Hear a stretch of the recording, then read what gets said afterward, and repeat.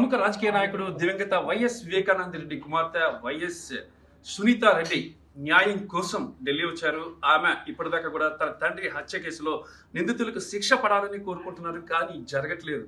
మరి ఎందుకు, ఏం జరుగుతుంది వెనకాతల అనే అంశాలతో మనతో మాట్లాడేందుకు డాక్టర్ వైఎస్ సునీత రెడ్డి మనతో ఉన్నారు. ఇప్పటికే ఆమె అనేక మందిని కలిశారు, సిబిఐని కలిశారు, హోమ్ మినిస్టర్ని కలిశారు, కానీ న్యాయం మాత్రం జరగలేదు. ఎందుకు సునీత రెడ్డి గారు? కొంతవరకు ఇన్వెస్టిగేషన్ జరిగింది.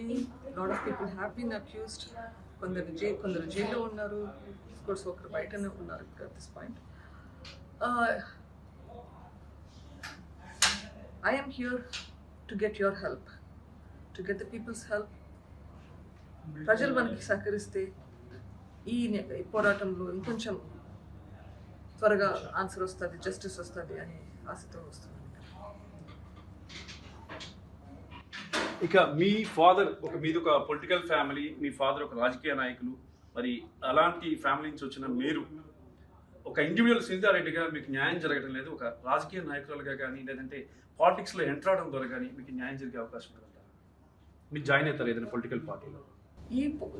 ఈ పోరాటంలో, న్యాయం కోసం పోరాటంలో ఏం చేయాల్సింది వస్తే అది చేయాల్సింది ఉంటుంది. ఏం చేయాలా అన్నది ఇప్పటికైతే నాకు ఆలోచిస్తున్నాను. ఏం చేయాలా అన్నది చూద్దాం. Time will answer this question. మీరు రాజకీయ పార్టీల మద్దతు అడిగారు. ఏ రాజకీయ పార్టీలు మద్దతు ఇస్తున్నాయి ఈ పోరాటంలో? మద్దతు ఇవ్వట్లేదు యాక్చువల్గా, ఎక్సెప్ట్ ఫర్ వైఎస్ఆర్సీపీ. ఎవరు ఇవ్వట్లేదు, అందరూ ఇస్తున్నారు. అయినా సరే ఎందుకని కేసు ఇంకా డిలే జరుగుతుంది? ఒకసారి సిబిఐ కానీ, హోమ్ మినిస్ట్రీ కానీ, బీజేపీ కానీ ఎందుకని దీన్ని సీరియస్గా తీసుకోవట్లేదు? దానికి నాకు ఆన్సర్స్ కావాలి. మీకు తెలిస్తే నాకు చెప్పండి. Just stop this. Okay ma'am, ఏదైనా రాజకీయ పార్టీలో మీరు జాయిన్ అయ్యే అవకాశం ఉందా? ఏదైనా రాజకీయ పార్టీలో మీరు జాయిన్ అయ్యే అవకాశం ఉందా? ఓకే ఓకే, ఏదైనా రాజకీయ పార్టీలో మీరు జాయిన్ అయ్యే అవకాశం ఉందా? My fight is for justice. Justice కోసం ఏం చేయాలో నాకు చేస్తాను. ఫైనల్ గా ఈ కేసులో అవినాష్ రెడ్డి కానీ లేకపోతే ఎవరైతే నిందితులుగా మీరు చెప్తున్నారో వాళ్ళకి శిక్ష పడే అవకాశం ఉందా?